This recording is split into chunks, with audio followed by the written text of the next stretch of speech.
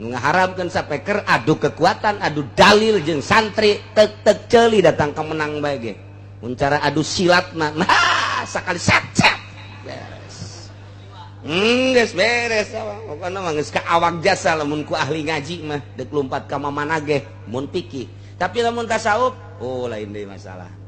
cenah ieu mah tasawuf ulah ngajak batur sia bae atuh cenah di sapeker di masjid aya sapekeran aya mah geus tasawuf ulah jumaah sia bae di kamar sorangan tanggung jawab sia bener sia salah sia ka Gusti Allah jieu tuh hese-hese amat ulah dicampur-campur nyana moal aing mah cenah lantaran aya sapekeran di masjid jumaah moal salat moal ya itu urusan sia urusan sia teh makan itu Pak salat moal jumaah moal atuh dahar ge ulah ya, jadi kudu jelas ngaji teh kudu jelas mantap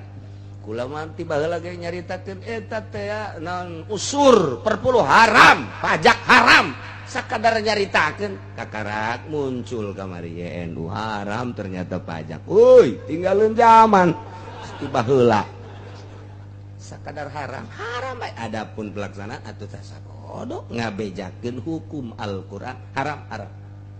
jadi nyaho wan urang kredit model kos itu haram adapun mamang bapak bibu dek kredit atuh mangga bae lain mangga meunang atuh sabodo jageus nyaho hukum jageus nyaho hukum eta mah terus bae atuh tinggal siapkeun bae ieu leungeun dibelem di neraka jahanam sakitu doang leungeun sabelah tah dua jeung suku dua ya ngaji jadi acak-acakan wae jadi gara-gara sapeker lah can dibahas kakarak wal alat latunatu bil hukmi kudu ditasawur heula naon speaker bahasa Arabna naon lamun mukabbiru saut engke aya sabaraha rupa insirofna ka mana nah eta teh kudu ditasawur ulah waka di hukuman haram tasawur hukum pandeuri jieun mukodamahna tet patalina jeung ibadah kumaha jeung ngaji kumaha dan lain sebagainya moal kudu eleh moal kudu menang nu ngaharamkeun sapeker mun make dalil fikih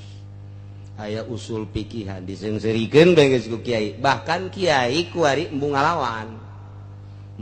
DNU ge geus basul balah udah tungtungna lantaran eleh ge nya nama tilok taslim zaman Ki Bustami baheula geus muruluk dalil-dalil eleh tapi teu taslim atuh jak naon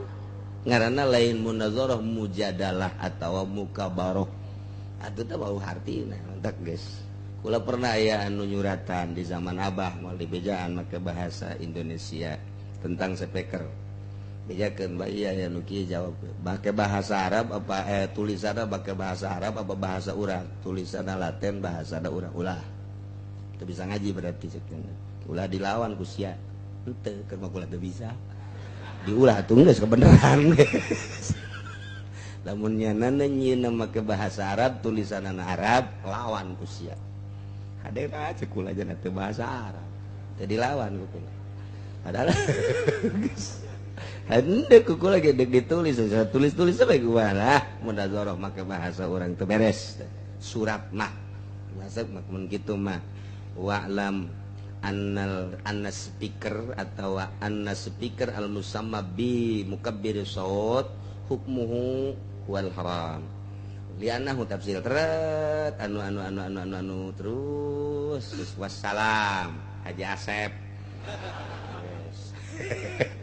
atuh kuku geuning ke bakalna diieukeun ke bakalna dinaon dijawab Waalaikumsalam warahmatullahi wabarakatuh lan sallimu da'wat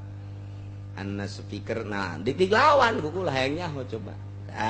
endek jadi make munazarah ke di ditu aya keneh deui ke ditu aya keneh deui kula ngajawab terus bae mun masih keneh aya mun kula eleh kakarak sujud kula ka ditu beres ieu benten teh dilawan ulah teu geus atuh hartina berarti bodoh ieu jelema geus bae ngalawan anu bodoh mah saruju ngalawan edan atuh kumaha ieu ngaji ka mana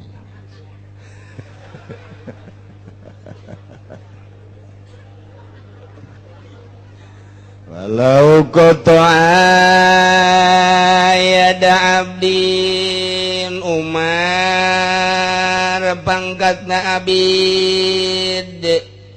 boga masalah jeung Ki Zaid kasrengan Ki Zaid teh gelut pada ngaluarkeun permainan Zaid leuwih istimewa permainan silat da dibandingkeun jeung Umar katikem Ki Umar haju leungeunna dicekel didedetkeun ka bebedak lawang dibacok seger potong sakit potong beak bae geus bae Masya Allah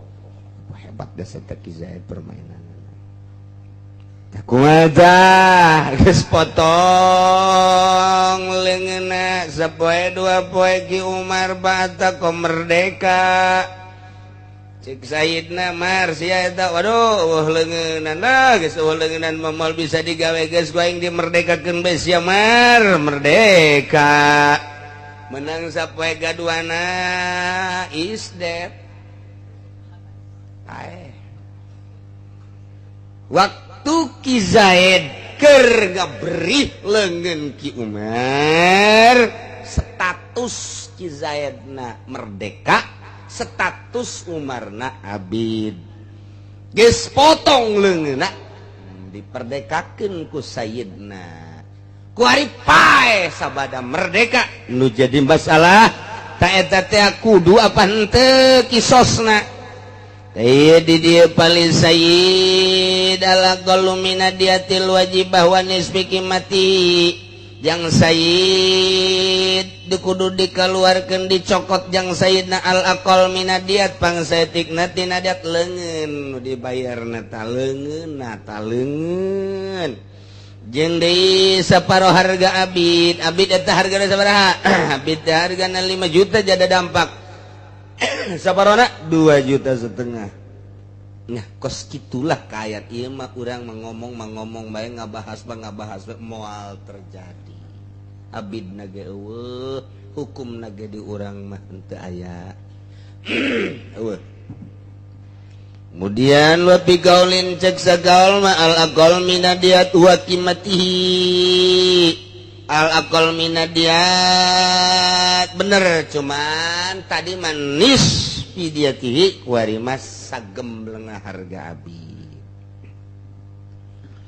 walau qata yadahu fa'ataqo fajarahu akharani wa mata bisirayatihim falakisoso alal awal Zaid ribut jeung Ki Zaid sedangkan Ki Zaid status abid budak belian begitu gelut eleku Ki Zaid leungeun Ki Umar dihantem make golok potong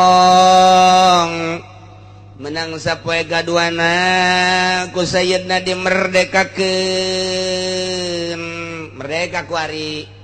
tah ayeuna mah barang di jero merdeka horenganan Ki Umar teh loba musuhna ternyata lain jeung Ki Zaid bae horeng tukang ngabohong ya sata mah Ki Umar mah lantaran nya da jadi calo duitna teh dibikeunan ka rakyat datang ke para rae baheula mah nu boga tanahna calo mah calo bae tungtung nama nu boga tanah sangsara calo ge milu sangsara baheula tah eta kos kituna ayeuna Ki Umar teh aya deui musuhna datang Khalid jeung Ki Bakar gelut deui geus eueuh leungunan ge geus merdeka tapi ku ari mah begitu gelut terus dihanteman sanggeusna dihanteman leles Ki Umar teh tah jadi berarti kutiluan ku ari mah Ki Umar teh menang isuna paeh Ki Umar nu jadi masalah ku ari pokok permasalahanna Zaid motongkeun leungeunna waktu Ki Umar ka Ki Umar waktu Ki Umar abid ku ari merdeka diberdekakeun ku Sayyidna dihantem deui ku Ki Khalid jeung Ki Bakar geus merdeka na ieu kumaha ieu kudu ngahukumanana kumaha pae ku ari Ki Umar ta eta palaki soso alal awali Zaid mah teu kudu dikisos